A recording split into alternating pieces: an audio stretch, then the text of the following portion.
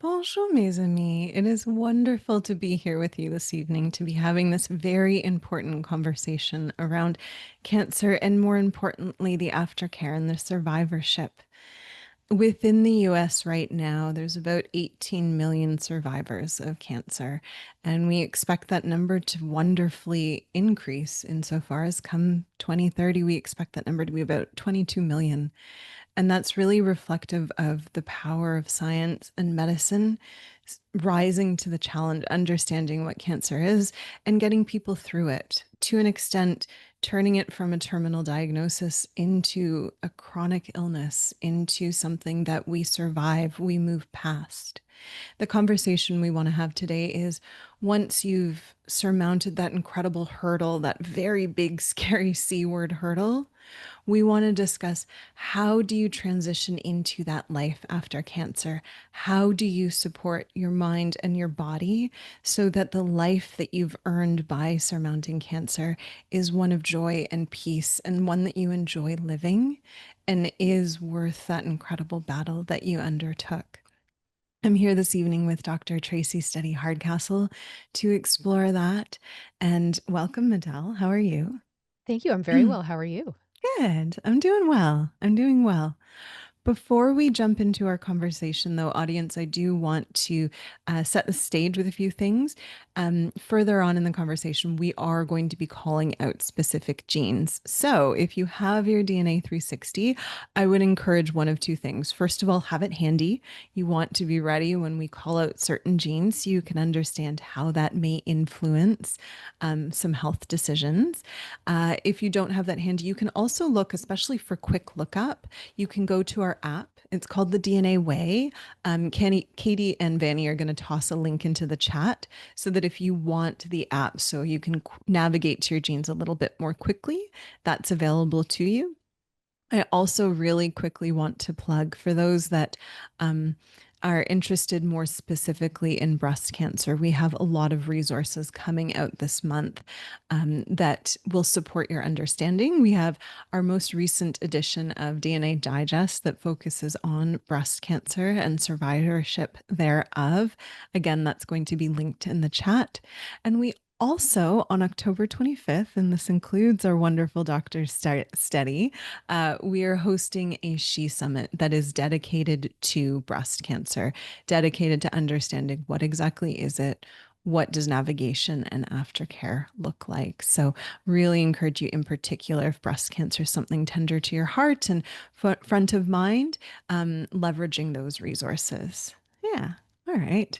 Dr. Steady, let's jump in. And audience for awareness, this is Napita. She runs the show, Dr. Steady, and I just simply take direction. It's true. It's true. I'm amazed that I can understand her considering she's so far away from me, but I get what she's saying. Um, and did we mention to please fill out the poll questions? Please. We do have a poll, Mhm. and if you hopefully you've taken a minute to fill it out. If you have not, then please do so because it helps us to help you when we know what brings you here, what you're most interested in, and Yeah. what kind of help you're looking for. Hmm. Yeah, actually, Dr. Study, I see that I think the poll results may have been closed. Do you want to Oh, perhaps maybe set the stage for us by running through the answers to that so we know? absolutely. Yeah. Absolutely. If Vanny could reshare that with me, because I closed it thinking that it was popping up by mistake, that would be great. I apologize No, for you're that. good. You're good. Did that come back up? Um, Not for me. Okay. I have it here so I can run through it. Thank you. My apologies. No, no, we're good. The first question we asked you, audience, was where are you in your survivorship journey? And we have a bit of a collection here. A majority of the audience, about 45% of people, are supporting a loved one. Um, The next biggest majority here is currently within treatment. So about 22% of our audience is in treatment. Another 20% of our audience has just completed within the past year. So just over that. We have 13% that are sitting 1 to 5 years. So just skirting up against that inactive disease. And then we have about 3% that are 5 years out of treatment. So welcome to everyone. Thank you for being here, especially to some of the caregivers as well. We appreciate you. The next question we asked is, what has been your biggest focus since completing treatment? So acknowledgement, this is part of the audience that we've asked this. The biggest reply or the biggest complaint has been nutrition and lifestyle changes. So really looking at how, now that I'm in this new body to a certain extent, how can I best support it? How can I prevent and how can I recover? The next the next actually popular one here is an other, and we ask that you add this to chat. So, audience, if you put in other, if your concern wasn't captured in something that we mentioned, please do toss it into the chat. We want to make sure that we're speaking to you this evening and we're as personalized as possible. The other majority that was hoping here is reducing the risk of recurrence naturally and of course. And we will absolutely speak to that as we navigate our conversations here. The next question that we asked is, what area do you feel least supported in right now? So as you navigate your aftercare, where are you least supported? Um, the majority of the audience said access to personalized monitoring tools. So, stepping outside possibly some of the generic advice and understanding they themselves where their body sits right now. Um, Other than that, people are also feeling a gap of guidance from healthcare providers, which unfortunately is a very common experience, wouldn't you say, Dr. Steady? After the flurry of doctors that help you get through, there feels to be a huge absence after the fact. Yes, I actually interviewed a therapist who specializes in helping people get through cancer and the aftermath for an article that I wrote for the digest that's coming out in October. And she said that you go from having this team of people who you see Mm, really regularly, that yeah. everyone from the receptionist to the oncologist to the nurses, that everybody is there rooting for you, and then when you're discharged, when you're Hmm. better, they have to move on to the next person who needs them. And so it can feel like abandonment, even though that's not the Hmm. intention, but that it really can feel that way because there isn't as much of an emphasis put on the after part, and it's a really big Hmm. deal. And sometimes people don't even necessarily have time to process it when it's happening. There's some processing that happens, but sometimes the after part is where you think, wow, that just happened, because you're not going to 17 appointments every week and, Hmm. so fatigued perhaps that you're sleeping the rest of the time, right? So the after is where um, a lot of the reflection happens, I think. Hmm. Yeah. Yeah. The next question we asked was, have you ever tried or used some of liquid biopsy testing for monitoring? And a majority of the audience, almost 60%, is saying, no, this is new to me. So, audience, this is something we will be diving into. It's one of those monitoring tools that you can be leveraging after in the aftercare of it all. The last question that we have here is, what do you hope to gain from this webinar? Very important question. The biggest response was lifestyle tips to reduce recurrence risk, as well as understanding how genetics can guide aftercare. Audience, I promise both of those are going to be well covered this evening. Yeah. So, yeah, Dr. Steady, why don't, oh, was that a thought, or shall we jump Um, into? well, we had asked for the other question to be answered Mhm. in the chat, and we have someone saying that they have not been able to obtain an oncologist where they live, and that they feel they're Oh, navigating their own health crisis. And so I just wanted to tell you that, yeah. that sounds awful and intense and like very overwhelming to me, and just I didn't want to not acknowledge Yeah. that that was in the chat. Yeah. Yeah. I wish we had, Christy, if you want to reach out to us, we can't promise an oncologist, but we'll see if we can be part of that support network that helps connect you to someone. Yeah. Um, okay. Okay. Yeah. Yeah, the email that was just offered in the chat for you, Christy. Okay. Let's dive into things. Let's look at why let's understand why aftercare is really important and why survivorship needs to be understood as something more than just a yay you survived, and needs to be a let's look at how we're going to support health moving forward. Yeah. So Dr. Steady, what are common post-treatment challenges that people face? Some of the ones that I'm aware of are fatigue for a while, Mm, um, definitely anxiety about recurrence. And once again, the some of the people that I spoke with in preparation for my articles, that was a really big one. And a lot of them felt like yeah. they wanted to hold that alone because they didn't want Mm, to scare a spouse or a parent or children or anything like that. And that for someone who's never had a cancer diagnosis, yeah. a headache or some abdominal pain is just a headache or some abdominal pain. It's like it's indigestion or something, but that once you've had a diagnosis like that, it can really lead to worry. What is this that I'm feeling? Is something back? Is it a new something? So the anxiety is a really big one. Um, Immune health in the aftermath, because some of the Mm, treatments can take a toll on immunity, and mhm, this is where also if you also have genetics that influence things related to immunity, that knowing that and doing the necessary compensations for that can be a really helpful thing to do. And then secondary effects, some of them can be cardiovascular.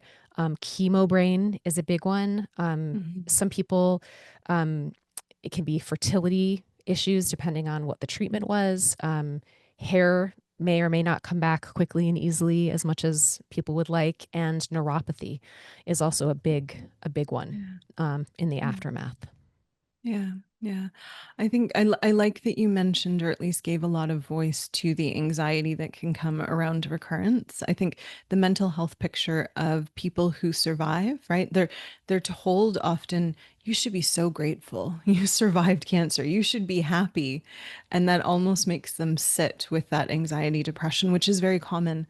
I think about 30% of people who have survived cancer, at least this is a little more specific to breast cancer, but about 30% who have survived it experience a clinical anxiety or depression after the fact. And yet they're being told this messaging of, oh, be grateful, And so it almost forces them to carry that a little more inside themselves and not seek help. So I like that you're giving voice to that being a common thing. Well, and the scanning that gets done gets less frequent as time goes on. Yeah. And so while there is scanxiety is a real thing, if you've had a scan that showed something that you didn't want it to show, every scan can feel anxiety producing. So can a lack of scans, because then you think, what Mm-hmm. could be going on there that I don't know about? And so Mm-hmm. that's where some of the in between testing or testing after you no longer are having regular testing can be really helpful for peace of mind, I think, and help reduce that anxiety. Yeah, yeah. I'm looking forward to conversations where we look at genes that influence, especially anxiety and anticipation, as well as some of the additional monitoring tools that are now available to people. Yeah. I think the one thing I do really want to emphasize to people in the audience as well, a lot of the treatments that get you to the point of surviving cancer, the radiations, the chemotherapy, some of the immunologics, whatever it might be, many of them do have side effects, right? They're needed side effects insofar as you needed them to survive to get to the point where you care about them. But many of them do impact cardiovascular health, amongst other things. And so being very aware of the treatments that you undertook and working with your care providers to establish those cardiovascular risks becomes really important, because we're seeing now that more and more people are surviving, there's an increased rate of cardiovascular incidents, right? And that shouldn't be a, oh dear, this is going to happen to me. I want you to hear this. Those that are, freshly in that window of survival, now that we know we need to be more mindful of our cardiovascular system, let us be that way so that we can support it and we can really thrive in the life that we have found and that we have earned through that navigation of cancer. Yeah, I'm curious what the audiences, if they have a specific area of concern. Hmm. So if you would like to put that in the chat for us, I'm just, I am just curious. Yeah. Yeah. Audience, is there anything specific?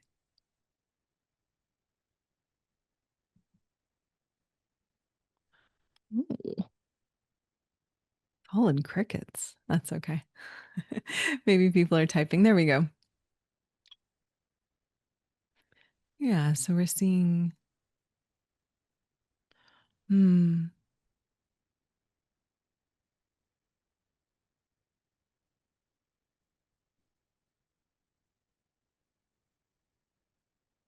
yeah. So we're seeing some cancer specific concerns. And again, those that are, I see a few comments in the chat specific to breast cancer.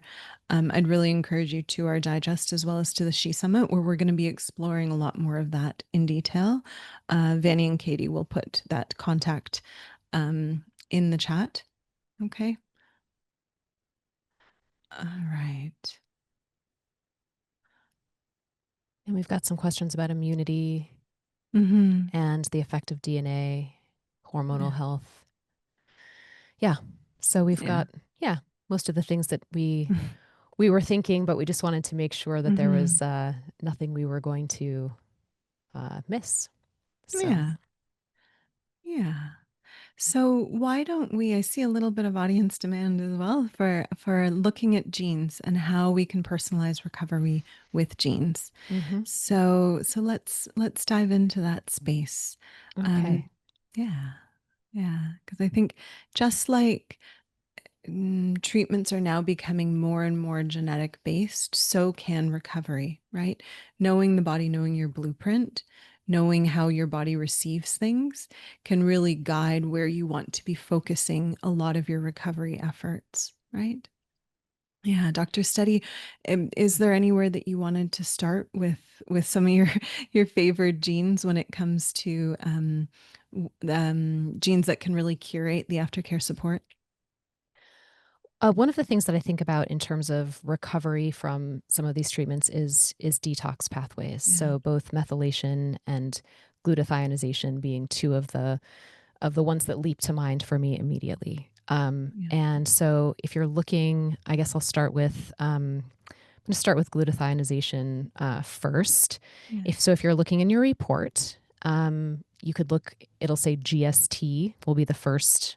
So you could look. This would be under detox, but it's also they also come under different reports. But Mm. that's where I would start. So GSTT1 is one of the main is a what we call it the big sister, which my brothers accuse me of saying because I'm the big sister, but that's not why. And so it's one of the primary handlers of toxins. And so if you have two copies, then that means you have a lot of help, right? The big sister's on the case, right? If you have one Mhm. copy, which is many people, 50 to 60% of people. So you're not alone in that. So this is written as a copy number variation. So a lot of our genes, you'll see like two letters next to it. This is going to say two or one or zero. Um, so if you have one copy, you have about half as much muscle power doing this as someone with two.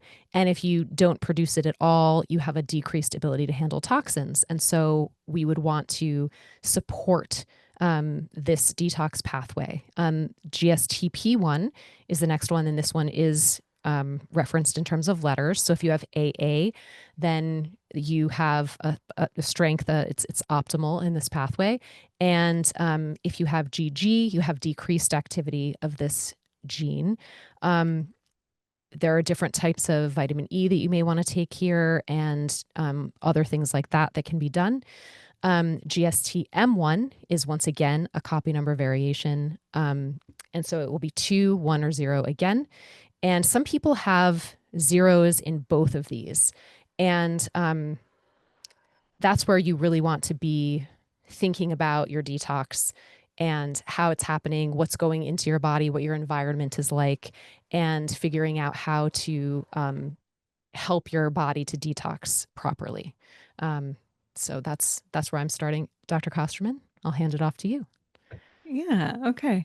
I want to speak to some of the audience concern in regards to immunity recovery as well as energy recovery. And so, a lot when you're navigating cancer care, a lot of that is very taxing on many elements of the body. There's a lot of oxidative stress going on in the body, and that will impact the mitochondria. Right. So when we talk about mitochondria, right, most North American audiences, there's an element of sleeper cell. I say mitochondria and you say powerhouse of the cell. And there is truth to that, right? Our mitochondria is the space that will convert sugar into energy that our cells can use. And so compromising the mitochondria, right, will really compromise the access to energy that our cells have, right? So if you have a lot of mitochondria compromised in the brain, that's going to influence some chemo brain and some brain fog, right? Influence, not exclusive reason, but it's part amongst the reason, right? Just like that might be in muscles or other areas. The other really neat thing that the mitochondria does is think about it, right? It gives food to the body. There's an element in the kitchen, you go to get food. And what else do you do in the kitchen? You sit at the table and you have a meal with your family. And during that meal, you have conversations and you say, hey, this is what's going on in my corner of the world. And so the mitochondria acts to an extent like a kitchen table where people are talking, in that it helps share information throughout the body. It really directs and guides not only some DNA activity, but also some immune activity. So when we think about the recovery process, right, we really need to think about how are we supporting our mitochondria, because it will support the energy to help us recover, but also some of that really important like table talk that happens in the kitchen that helps our body and our immune system work really well. Okay. So, one thing that we want to look at is our genes that really influence how clean our kitchen, our mitochondria is. Okay. And so to do this again through the 360, the DNA 360, what you want to be looking at is there is a sub report called, oh goodness, inflammation, and you're going to see two genes there. One is going to be SOD2 and the other is going to be GPX. And I really do encourage you to read this through your DNA 360, because the importance isn't necessarily your individual readings. Those are important. But what is more important is actually the balance and the synergy between those two genes, because they kind of work in tandem to help keep your mitochondria clean. Okay. So I really encourage you to go into the report and really look at, are those balanced? The report will say that, right? Because you want an element of balance between those genes. And if you're finding that that is out of balance, this might be a space working and supporting your mitochondria, might be something you want to talk to your care provider about supporting, because this can look like an anti inflammatory diet.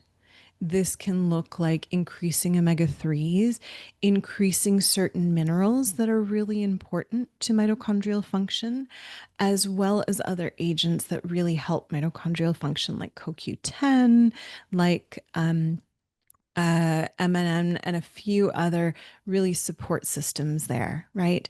I really encourage you, before you take any supplements, make sure you're checking in with your care team. Everyone's aftercare picture is different. Everyone is going to have a different tolerance and allowance for those based on what the body has been through and based on any medications or treatments that are ongoing in order to maintain an active or that aftercare picture. Yeah, I hope that was helpful. Dr. Steady, do you want to explore another topic? Sure. And I just Hmm. wanted to make sure to ask everyone, if you have a question, please put it in the Q&A, um, because we'll get to those at the top of the hour. Yeah. So, um, when I think of immune function, Dr. Kosterman, I also think about zinc and vitamin Mhm. A and vitamin D, and Mhm. these are all things that can be impacted by genes, and vitamin C. How could I Mhm. forget vitamin C? So, so in our reports, we do have testing around different things. We have three that are all about vitamin D because it's so important. And one of them is about whether or not you can convert vitamin D from the sun, from Mhm. the D2 into D3. Then there's also how well do you transport it? How can it get around? And then the binding and absorption in various cells of the body. So how well can it be utilized, right? So you don't just want it floating around, not really being used. And how you take it, how much you take of it, and when are all impacted by these three genes. So the genes that Yeah. you would want to look for this would be VDR.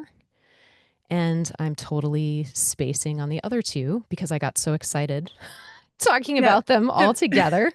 All good. I got you, girl. Thanks. SIP2R1 is going to be the guy that helps with that skin level condition conversion. So close. Between Dr. Steady and I, we're a full person.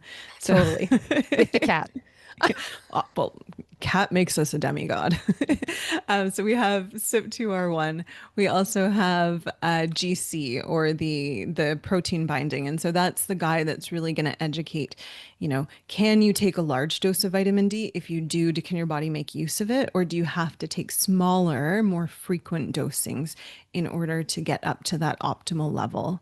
And I'm glad you brought it up, Dr. Study. I think vitamin D is a huge risk factor for development of cancer. And so when we think about, the audience really cares about that risk of recurrence, knowing how body receives vitamin D and maintains those levels. I love that you brought it up. That's so important. In terms of zinc, Hmm. you'd want to look at SLC, oh boy, SLC 330A8B. I can't read. 8. 8. Thank you. You're I welcome. have my glasses on too. This is not a good indicator. So, and this one you're going to look to see whether you have GG, AG, or AA, Yeah. and that determines whether you probably don't need to worry about it much or whether you need to do some supplementation in order to make sure that you're getting enough of it because zinc is also important for immune health. Yeah. Yeah. No, I love it. Thank you. I think all of these are really important. And audience, if you're looking up your presentations, all of this will be in the diet nutrition section in your micronutrient report. Yeah. Um, I think the last space that I want to cover, and I know this is a space that we've alluded to a lot, and I think is really important to the emotional, mental, spiritual recovery from cancer, is really looking at genes that influence how we experience the world, how we experience stress and trauma. Right, Dr. So, we're both passionate about this space. Um, and so, audience, we're going to be speaking through the mood and behavior report. Okay. Um, I would offer we could probably do a full session exclusively on mood and behavior and cancer recovery. Short of that, I'm just going to focus on two genes because I think they can really speak to that likelihood towards really internalizing the trauma and then being very anticipatory of it and ruminative and focused on it, right? So, kind of that intrusive thoughts, this inability to let go, right? Because, audience, what happened is incredible to you, right? And your genes can really influence how much you're holding on to that. And so, knowing if you have genes that influence you to hold on to it, that tell you to hold on to it, that changes the story from this is my fault that I can't let it go to, oh, that's just how my body works. So I got to shift a little bit so that I can actually let it go. I just have to change my strategy of how I let things go. So the first one I'd want to look at is going to be ADRA 2B. So that's ADRA Two, B as in Bob. Okay. This, just like Dr. Steady mentioned, isn't, we're not really looking at alleles. We're actually looking at how much information is there. You're going to see either an I or a D. It might be II, it might be DD, or it might be ID. And those represent insertions and deletions. Okay. So insertions mean you have a lot of information. Deletions mean, didn't get that. So, what is the difference? What do people that have some of those insertions mean? This looks at how you manage noradrenaline. Okay, so when something really scary and big happens, like the big C word, there's going to be a huge rush of different chemicals that really mark what's going on in the body. Okay. And ADRA2B, the more sensitive you are, so the more deletions you have, of ADRA2B, you're going to be sensitive to that.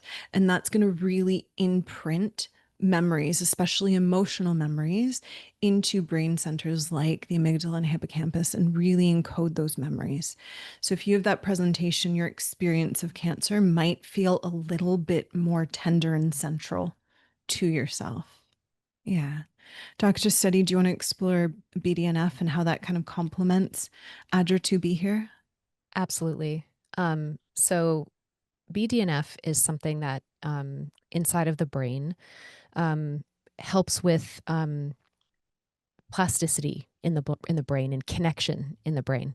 And so when people have suboptimal genetics here, this is where you definitely would have to be more careful in concussion recovery, for instance. And so I think of this one a lot in terms of recovery from cancer because of the brain fog, that the chemo brain that can come afterward. And so looking at the genetics here for that, you would definitely, if you have suboptimal genes here, want to do the things that help to increase BDNF.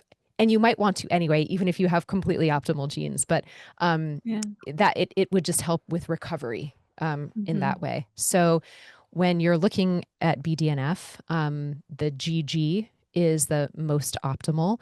So it's the easiest for you to make those different connections and to have that sort of plasticity to your neurons. Um, A is dominant, right, Dr. Kosterman? So even so that's Yeah. that's not as good. Unfortunately not. No. And you're going to act more like an AA, Mm-hmm. unfortunately. Yep. So this is where you can see more of the hamster wheel brain with AG and AA, with the Mm-hmm. ruminative thinking. Sometimes that can interfere with sleep. And so this is vitamin D is really important here, Mm-hmm. and sunlight, and this is where exercise can make a big difference. And I know that exercise when you're feeling really fatigued isn't what you want to do, but as people recover, doing Mm-hmm. more exercise in alignment with their recovery from cancer will help in this area, and heat. So Dr. Kosterman and I think that everyone should live someplace warm because we both like the warm weather, but you could also use a sauna if you want to stay living in a cold place. And there are also we have a BDNF optimizer Mm-hmm. also that can help with this. So Yeah. Yeah. That that product tends to be, I think, in particular for people who are really struggling to get that push out of that hamster wheel space. That product can be very helpful, especially if you don't have access to, exercise or other things just based on your state of recovery. Obviously check with your care provider, but some of the ingredients in there, what they'll do is because they inspire and they support the creation of BDNF, patients often describe it as it's a little bit of a breath and a little bit of a space, meaning so if something triggers a memory, right? You took the exact same route to go to chemo, and so one day you have to take that route for something different, not chemo, but you take that route and all of a sudden, you're confronted with this building and this path and this experience that floods all these memories. what BDNF, especially having good access to it, having can create a little bit of a space so that instead of jumping down that hole of repetitive thinking, it gives you a moment to be like, cool, am I going to do that or not? Right? There still is this element of you have power and you are needed to help shift those thinking patterns, but it's at least to support with BDNF to start breaking and shifting some of those patterns. And so I think it's a really powerful agent in conjunction with exercise and psychotherapy and other things that people should be doing, right? It won't fix it by itself. I want to be very clear and specific, but I think it's an amazing agent that can really help bolster care after the fact and shifting that relationship to what happened to the past. Yeah. Absolutely. I do want to acknowledge that there was a request to go over hormones, but there are so many genes that are involved with the hormones that I feel like that should probably be a Sure. separate webinar that we do just around cancer and hormones. There have been some that we have done um, in the past, and we have a summit coming up where I'm sure we'll be going over some of that information. So I did see your request. I am not ignoring you. It's just that that's beyond what we have time Mhm. for tonight. As much as Dr. Kostrom and I could talk for hours and hours to you, we're not actually allowed to. So, so I do think that one of the things that we saw in the poll was people were interested in some things around testing that can be done Mm. um, for prevention, for monitoring, and down the road when the scans become more scarce. So, Dr. Kosterman, would you please introduce some of the science around our testing for Yeah. everyone, please? Yeah, absolutely. So we have two products that can support this ongoing monitoring. And I want to be very clear and specific. These are products that you must be in inactive disease for. They are not products that you can leverage during current treatments or in that 1 to 2 year window when you're just out of things. This needs to be after the fact. But as Dr. Steady said, we're talking about aftercare. We're talking about that beautiful long life that you have now that you've survived and navigated cancer. The first one that we can talk about is liquid biopsy. So, what this is it leverages a blood sample. It's a blood test. Okay, you take this blood test, it magically is transported back to a lab. And what the lab is going to do is it's going to extract and examine all of the DNA it finds in your blood test. Now, people are going to sit there, shouldn't it just be mine? And the answer is yes. Remember though that within that blood sample, blood is this highway that takes junk from the body and brings it either to the kidneys or to the liver to be excreted. So at any point in time, there's a lot of stuff floating around in your blood, right? And when you have cancer, right, remember that that is an uncontrolled growth. There's a lot of scoffing off and releasing of cells because when something grows in an uncontrolled way, right, it's not properly built. A lot of stuff is going to fall off. That stuff falls off into the blood and then is eventually brought to liver and kidney. You can capture that in a DNA or in your blood sample. And what they will do is they'll examine all the DNA, all those scoffed off cells, and they'll say, do any of that match known cancer sorts, right? There's more than 50 cancers that this is going to check against. And it becomes really important, or it can become really important and comforting as you're in between screens. And if you're also concerned about other cancer diagnoses, right? It isn't just whatever your primary cancer might have been, it can examine for other forms of cancer too. Okay, so it's a non invasive way that when you're in the aftercare space, the inactive space, you can leverage that test to support your own monitoring in the future. The other one, this is specific to breast cancer. It's called our Breast 360. And again, this can be done in a prevention model, not something once you're undergoing treatment. And this is the nerd in me really loves this one. So when you think of tears, when you think of the liquid that your eye produces in order to lubricate itself or maybe express joy or sadness, that is actually it's called an ultrafiltrate of blood, meaning that liquid is actually derived from blood, but what the difference between it and blood is that the red blood cells and a lot of the white blood cells and a bunch of stuff has been filtered out, right? Ultrafiltrate. Now, the one thing that is not filtered out of that is trace proteins. Okay.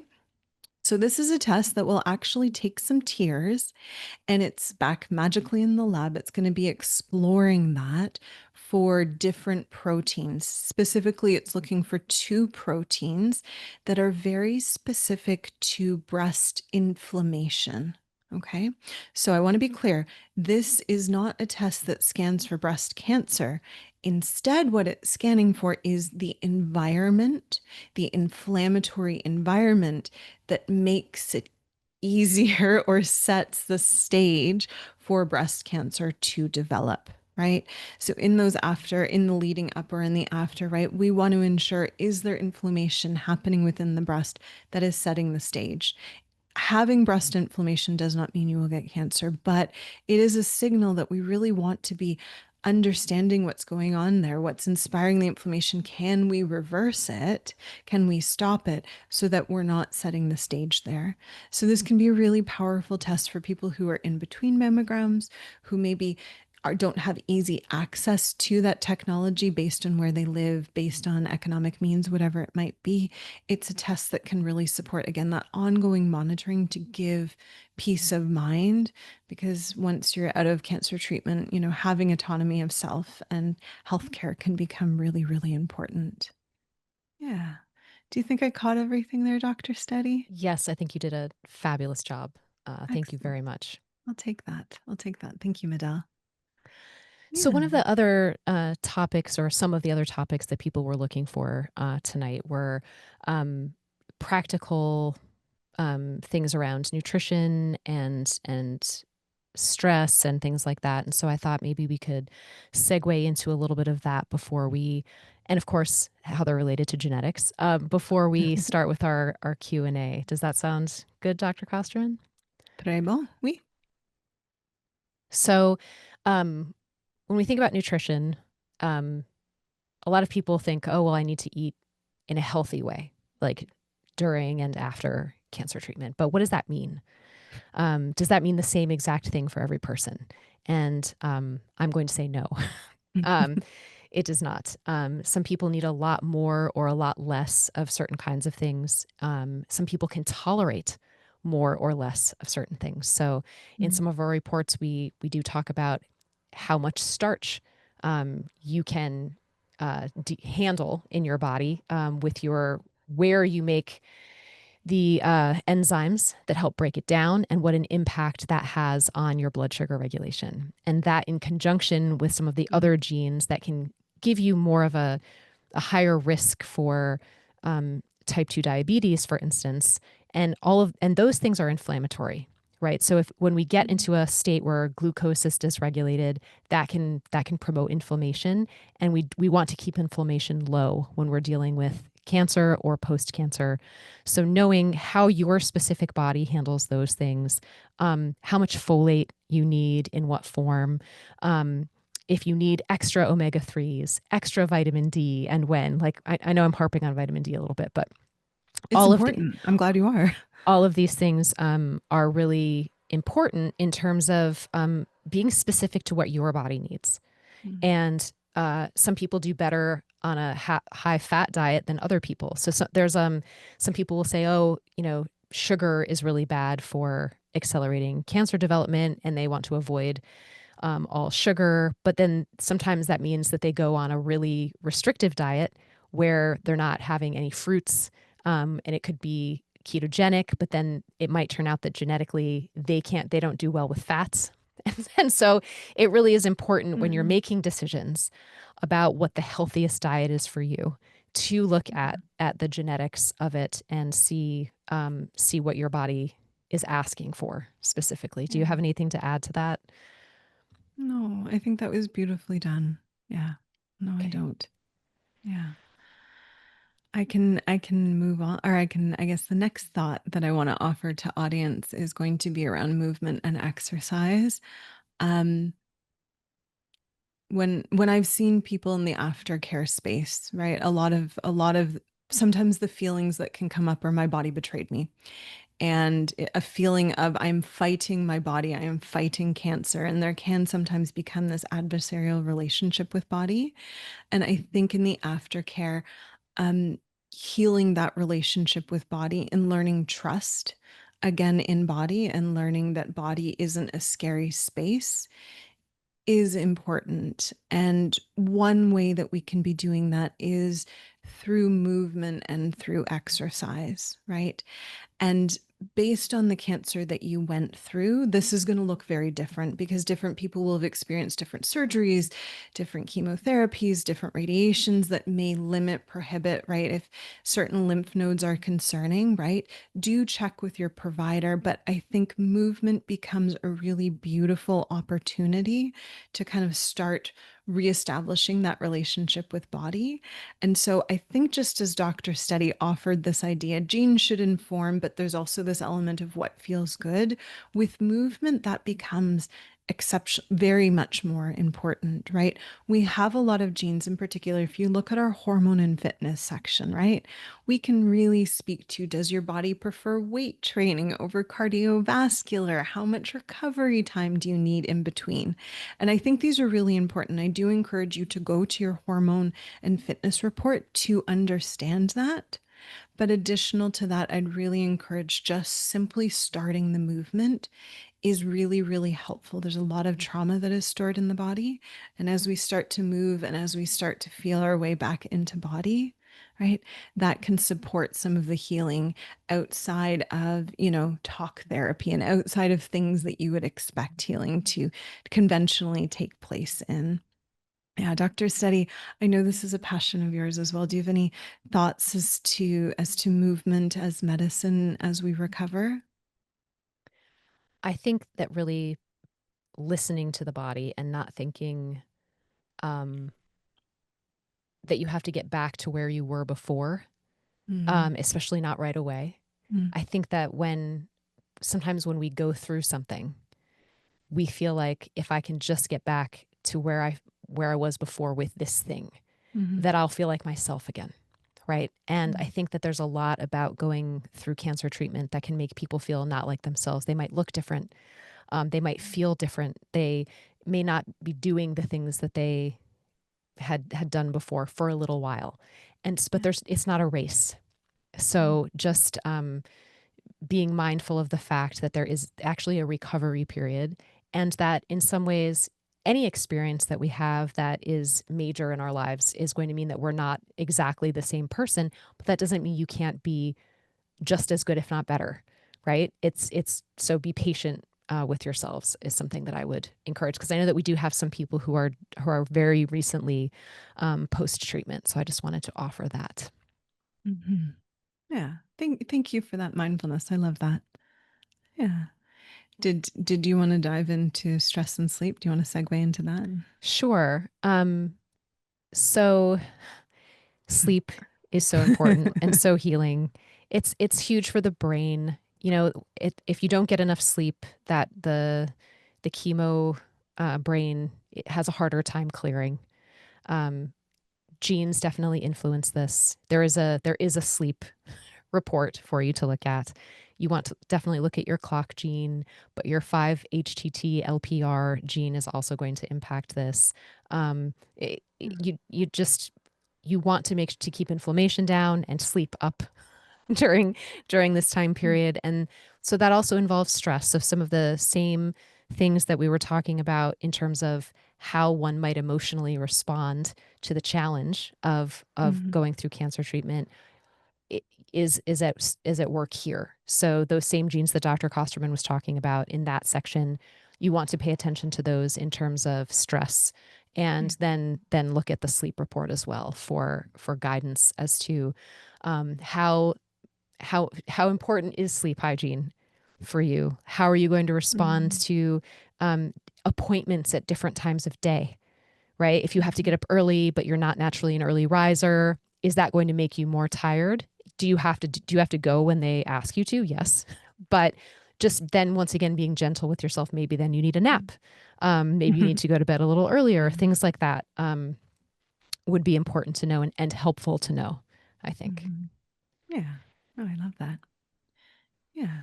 I think I want to close with just some offerings around supplements. Um, Sometimes I see, usually in my practice, I see one of two camps: someone who's scared to take anything, and then someone who's taking absolutely everything and the kitchen sink. um, I would offer, always your doctor is going to be the person that best guides this, because different treatments, different medications, etc., may allow or disallow certain supplements. But in general, I think there is a space for very wise supplementation, especially in the recovery. Dr. Steady has been so adamant, and I'm grateful for this in regards to vitamin D. I think supplementing to support adequate blood levels, check your blood levels, people. We do not take vitamin D in a rogue way. Um, but supporting vitamin D, right, becomes really important. With K2, we want to be mindful of our cardiovascular system, right? We always want to dose our vitamin D proportional to K2. Audience, we're going to get there. It's going to be a great day. We're going to finish strong. Um, Additional to that, I think of a lot of trace minerals, right?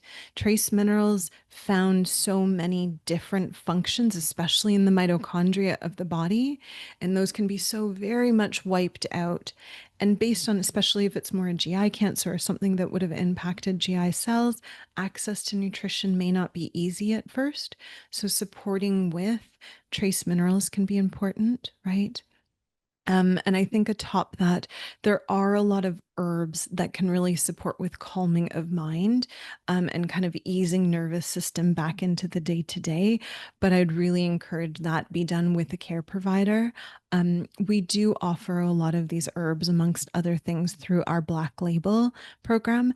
And so if that's something you're interested in, we'll put, Vanny or Katie's going to put some contact information if you want some personalized support when it comes to designing your aftercare supplementation. Yeah. All right. Um, I think we're going to be transitioning into questions and answers. Dr. Steady, do you have any closing thoughts before we jump into those? Um, Closing thoughts. Apologies. That's a really big question to be asking when we're struggling with words. Yeah, yeah, exactly. Exactly. Yeah, I'm just thinking about for those of you who are caregivers, one of the Mm, things that a bunch of the people that I interviewed talked about was how important their caregivers were, um, mm, the things that they witnessed, feeling comfortable enough going through something that can feel so difficult. mm, And then also the after part, like still being checked in on afterward. mm. Because even once the active treatment is over, it doesn't mean that the journey is quite over. And so while I'm not saying sorry, you're still on the hook, um, I'm expressing gratitude Yeah, for you because you're probably also going to be the ones who are providing those check-ins after the fact. And yeah, so I just wanted to acknowledge and appreciate you. While of course my heart goes out to anyone going through the cancer journey, I do also want to give a shout out to the caregivers. yeah, yeah, yeah. Thank you for that. Yeah, they're a vital part of it, and we know how much your health can be impacted of consequence. So I hope that, especially some of the tips and tricks that we've been offering in regards to exercise and in regards to nutrition and those sorts of things, you're also bringing into your own care plan, because we know that caregiving can, as inspiring and empowering as it can be and purposeful as it can be, it can also whittle away at the body a little bit. So make sure you're supporting your body so that you can continue with the care that you so beautifully are dedicated to, if you're here with us this evening exploring aftercare. Yeah. Yeah. All right.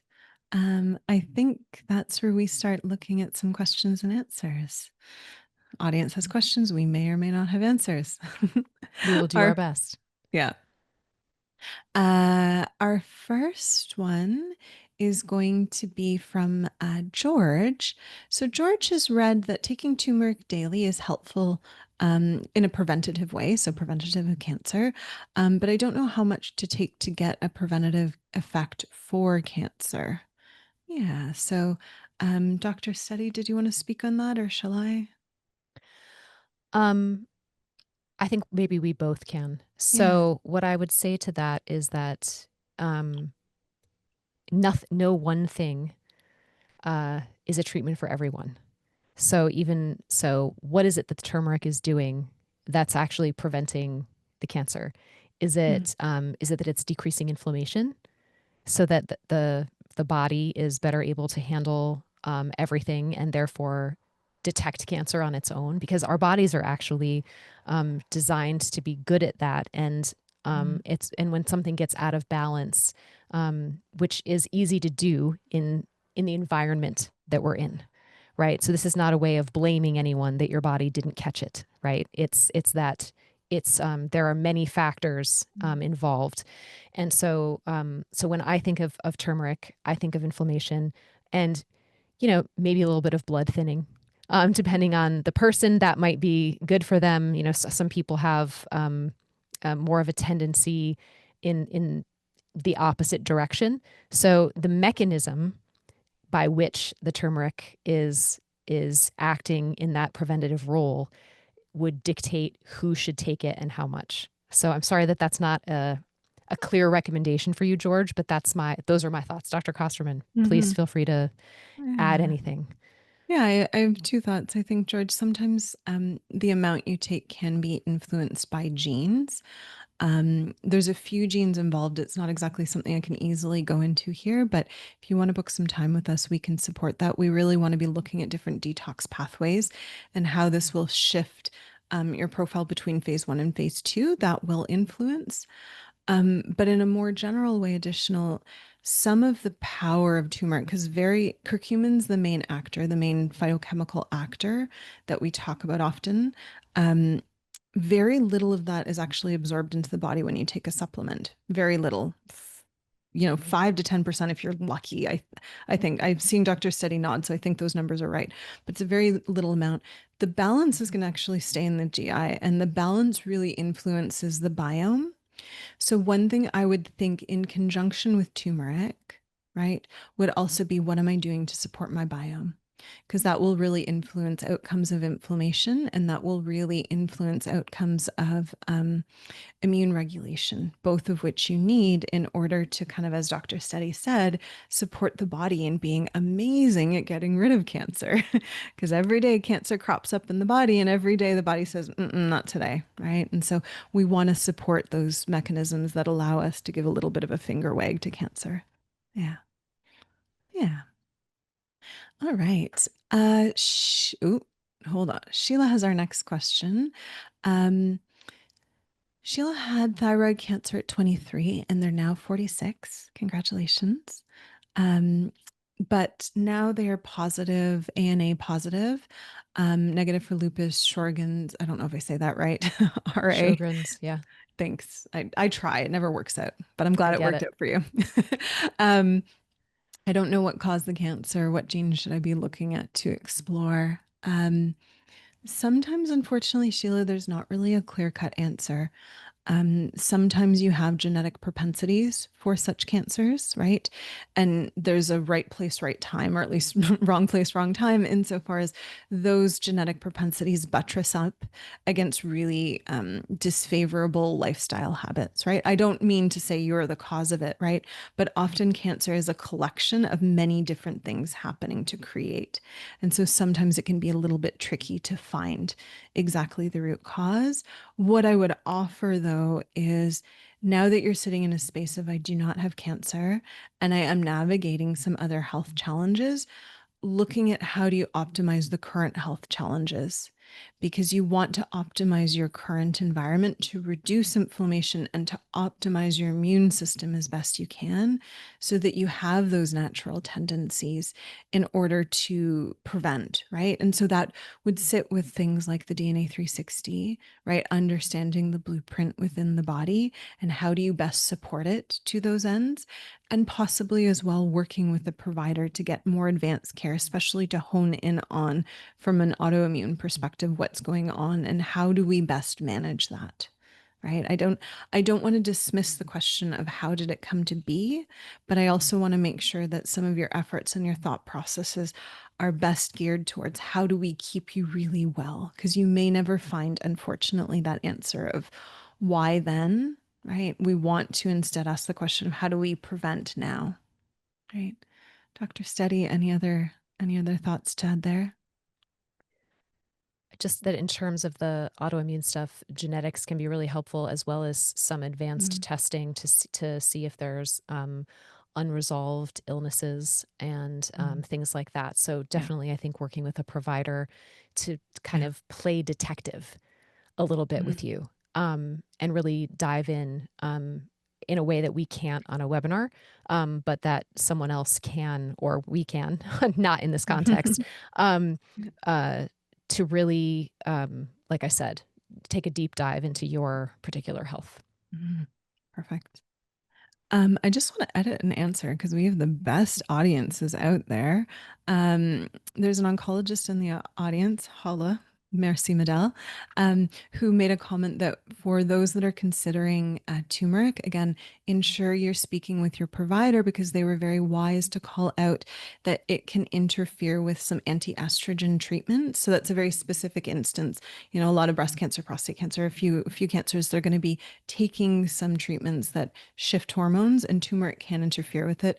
Turmeric can interfere with a few other medications as well. So if it's an agent you're considering, again, I really emphatically encourage you to talk with your care provider.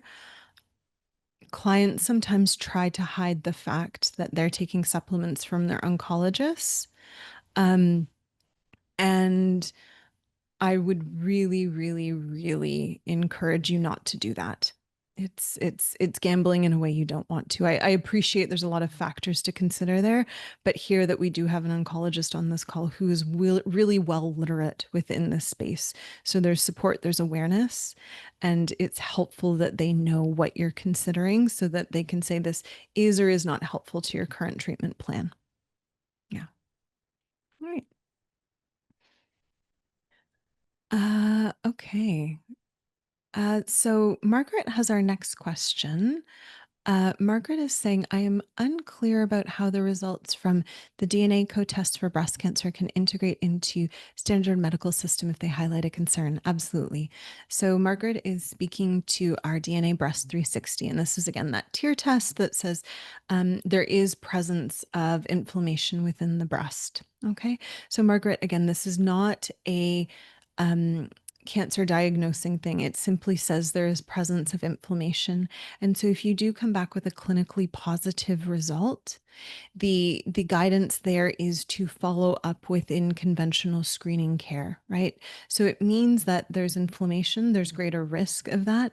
And so looking for screening imaging or screening imaging, looking for further imaging so close audience, um as you know, amongst other things, to really check up on breast health and check up on, you know, maybe it will also look like some serum tests to evaluate for wider spread systemic inflammation. Okay, so that is how that integrates in. When you take the test, heaven forbid the result be positive, we do meet with people and support them in kind of the navigation of next steps as well, because it will be specific to the person's history amongst a few other things. Okay. Yeah. All right, Dr. Steady, I have a question for you from Florence. Um, what can I do to increase my white blood cell count, which is very low, which is to an extent typical following some interventions? Um, I can't give you specific health Yeah. advice in the context of a webinar because we're I'm not your doctor right now. You can feel free to make an appointment with one of our providers. But definitely, um, I don't know how far past treatment you are, or if you're in treatment currently, or anything like that. What I can say is that there are looking at what is happening in your body aside from the white blood cell count is something that could be done looking at your genetics. Like I was talking about all of the things having to do with immunity, the vitamin D, the vitamin C, the zinc, the vitamin A, all of those things are some of what we would look at. I'm sorry that I can't give you specific advice. That's just not appropriate for a webinar setting, I'm afraid. Oh, love it. Beautiful. Yeah. I think what I heard though is there's things that can be done. Just the things are always going to be very specific to the person before you. Mm-hmm. Yeah. All right. Um, yeah. So uh Gloria has asked a question um about our test and supportive literature around it. Gloria, if you can just clarify which test, that will help me answer your question if you just want to toss that in the chat. Let's see. Our next question, Dr. Steady, is from Margaret. I'm going to shoot it to you since it's vitamin D in your favesies.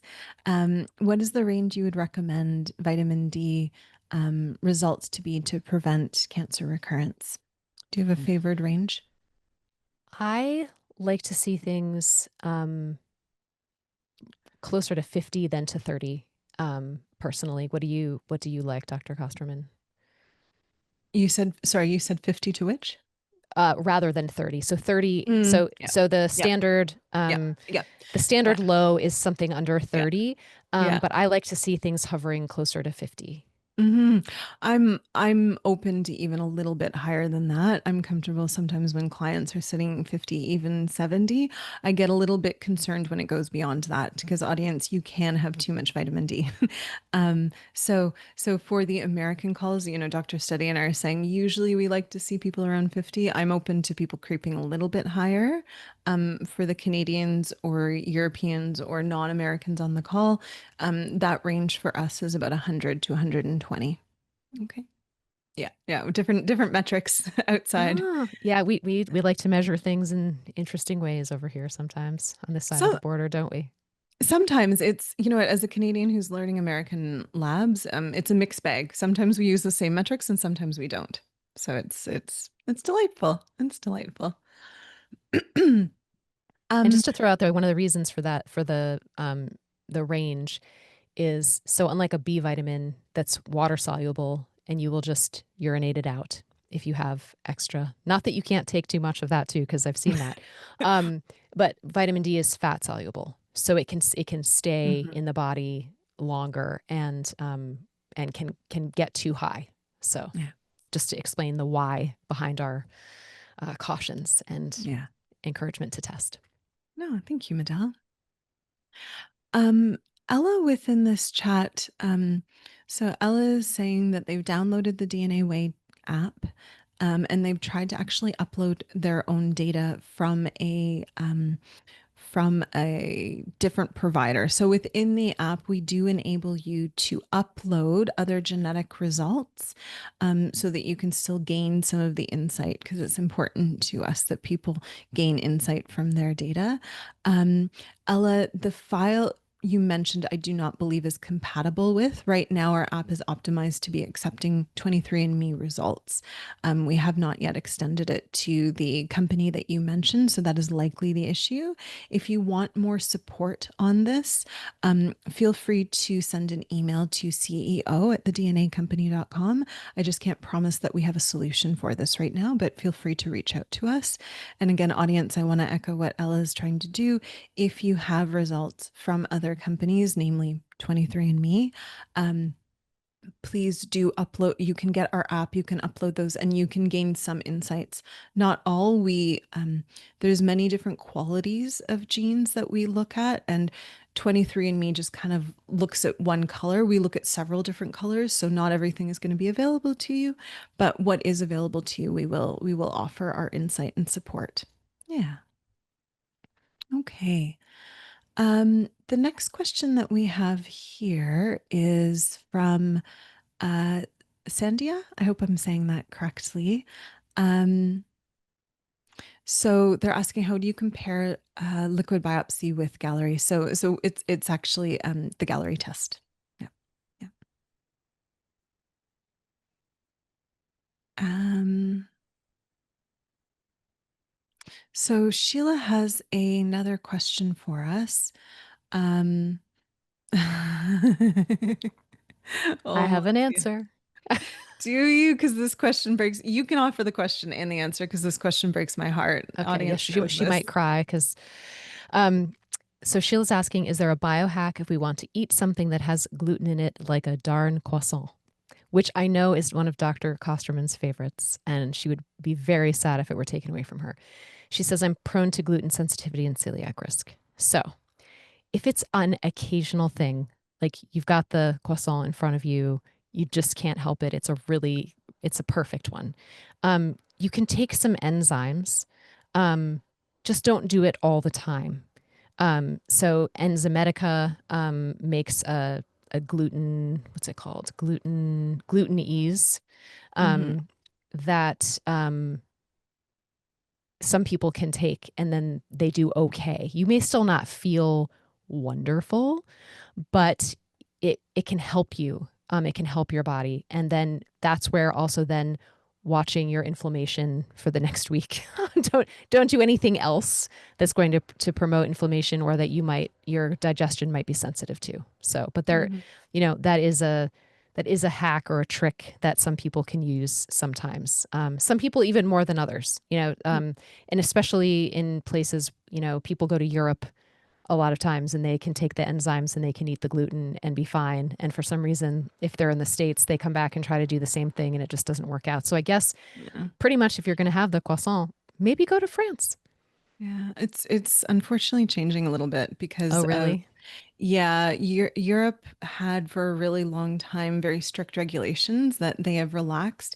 The only country that has yet to relax and surprising, it's kind of that black horse country, Romania. So Romania is still very staunch. So if you're able to get wheat from Romania, some people aren't sensitive to it, but unfortunately, the wheat that's now available in Europe is problematic, like North American wheats.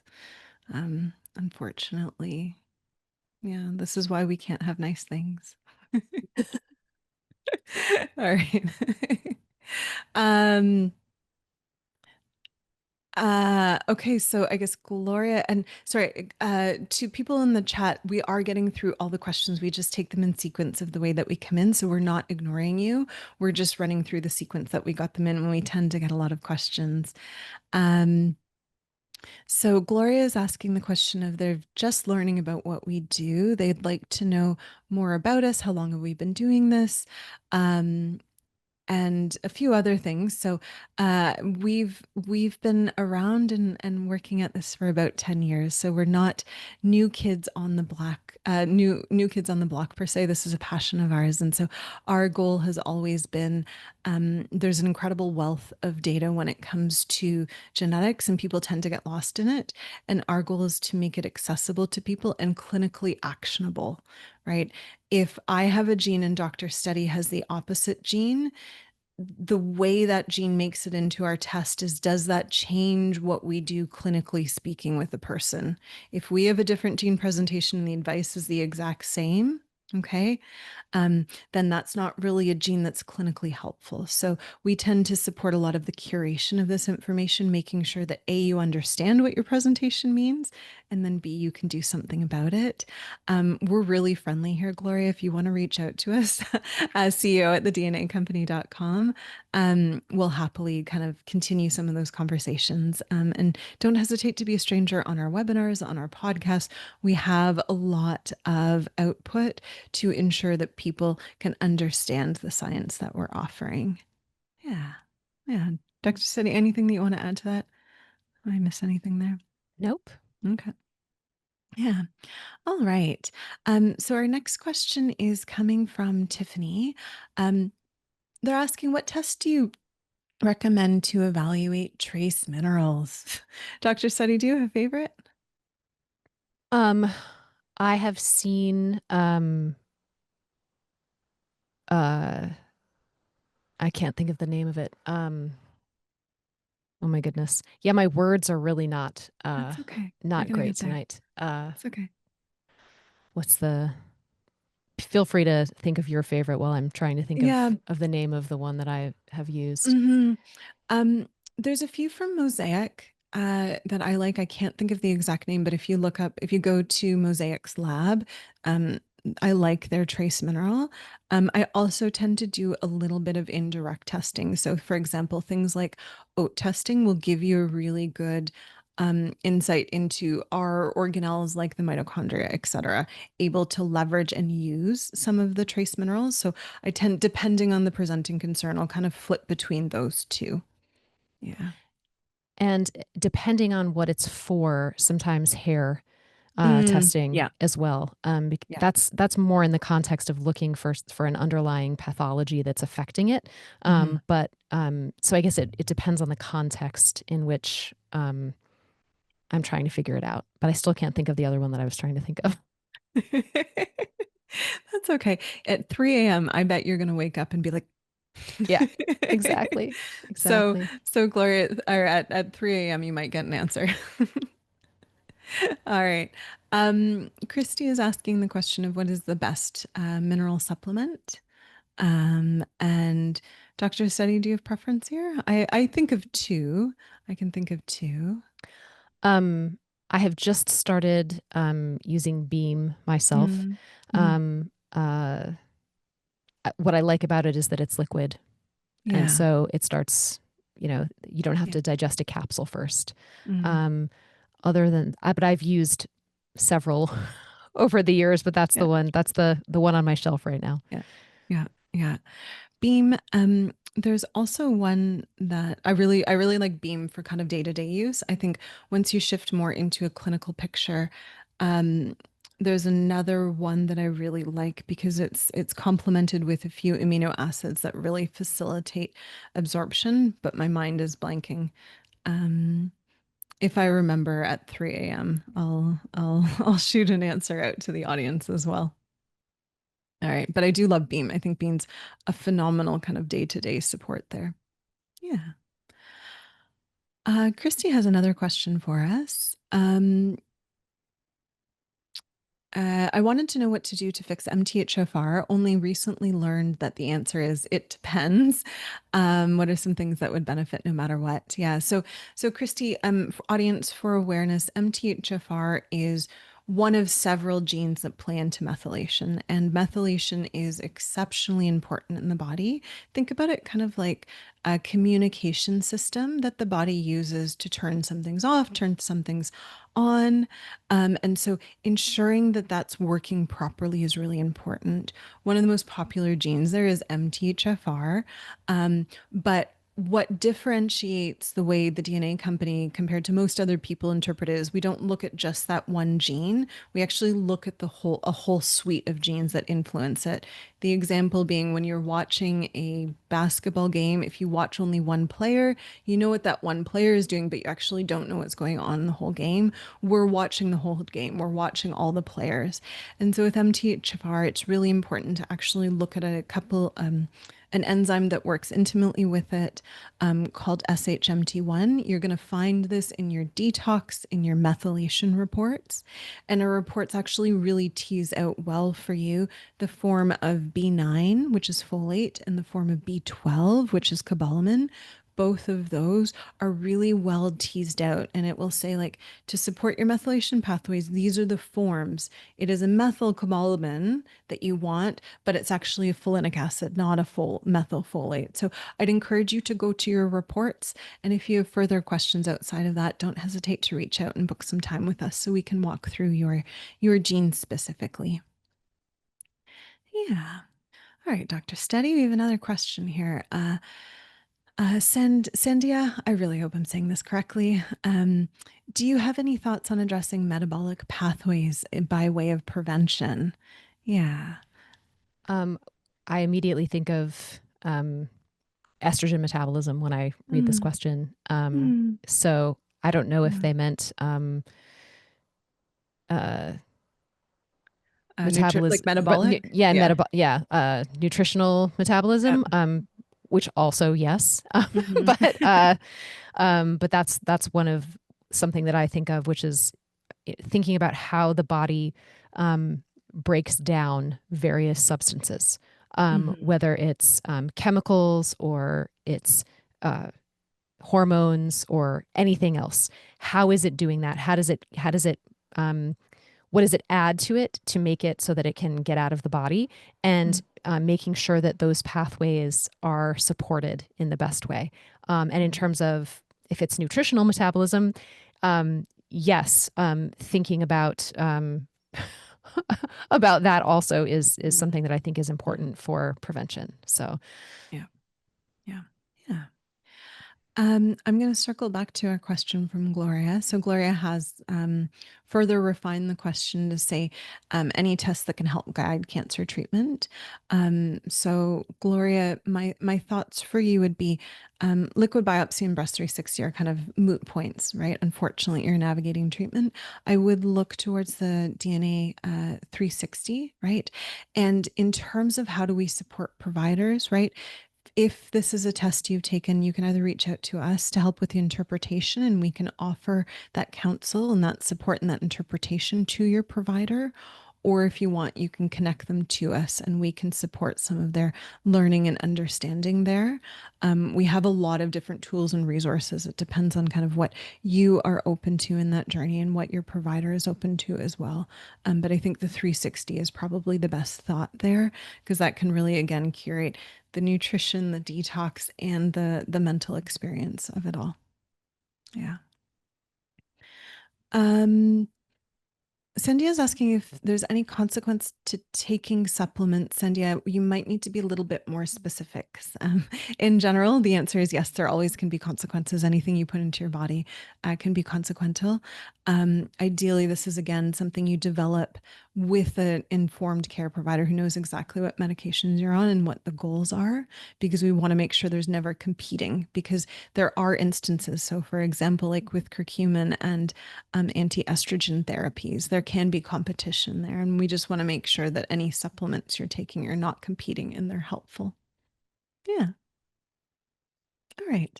Our last question here, Dr. Steady, is for you. It's from Gloria. Um, what role can acupuncture play during and after treatment?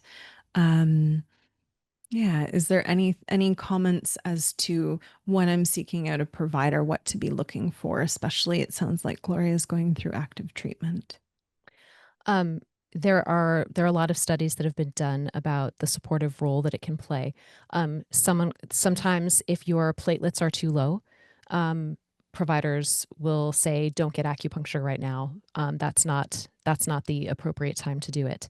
Um, I in my practice, I definitely helped support people through chemotherapy and radiation, and then in the aftermath of rebuilding their health after treatment. So there's definitely a role. It's not something, once again, that you want to hide from anyone. There are many cancer centers in the country now, many, where Mhm. acupuncture is incorporated as part Yeah. of the treatment, and that was part of my doctoral training. Was being in one of those places for a while and really seeing Amazing. how that can really be helpful in terms of looking for a practitioner. I definitely recommend one that is nationally certified through NCC AOM, because what you know when they're certified is that they have passed an exam of competency that is nationally recognized. So it's like they have the basic knowledge. So they've gone to school, and then they have also passed the test. So that would be the answer to that. Yeah. Love it. Thank you, Medal. And that does close out our questions for the evening. Audience, thank you for being here with us. To the caregivers that love people to the end, that they're showing up to learn more, to those that are navigating cancer, to those that are trying to figure out how to live a joyful and meaningful life out of the gate of that. We're very, very grateful that you're here. Thank you so very much. Um, Dr. Steady, any thoughts before we sign off? Um, I think thank you for coming and seeing, thinking outside of the Mm, diagnosis for a minute in terms of what else can be done, what else can I think about. It takes courage to do that and to show up every day and work toward health, um, both for the caregivers and for the people going through it. mm, It's a lot of work, and so I just want to encourage you, keep going. You're doing great, and thank you for being here mm, with us tonight. And thank you, Dr. mm. Kosterman, for being my partner in crime this evening. Oh my gosh, avec plaisir, Madel. Especially Napita's on the sidelines. She approves. All right. Audience, Dr. Study, we have a tradition here. Or at least when I'm on webinars, we have a tradition. I gotta be pretty adamant about it. There is study that looks at what is the best form of exercise for mental health because we know exercise is integral to mental health. And that study said dance. It was a small study, but I am running with it. And so every webinar, we dance out to ensure that we're supporting our mental health. And so if your body is in a space that enables a little bit of dance, even if it's just some fingers, we really encourage you because Dr. Steady and I are going to dance out of here. So, audience, thank you so very much for joining us. We'll be back on tomorrow. I think we're discussing pharmacogenomics tomorrow, Dr. Steady. What are we discussing tomorrow? It's not me, Um, but yes, tomorrow we are looking at Beyond Genetics, how to hack your health ooh. blueprint. So for the biohackers out there, for the caregivers out there, an important one. They I think call. pharmacogenomics is Thursday. Yeah, It's a full week. It's a great it week here at the is. DNA company. It's a delight. It's always a great week here at the DNA Company. You were right. Okay. It is. All right, audience. Au revoir. Thank you so much for joining us. We really, really appreciate you. We'll see you tomorrow night. Au revoir.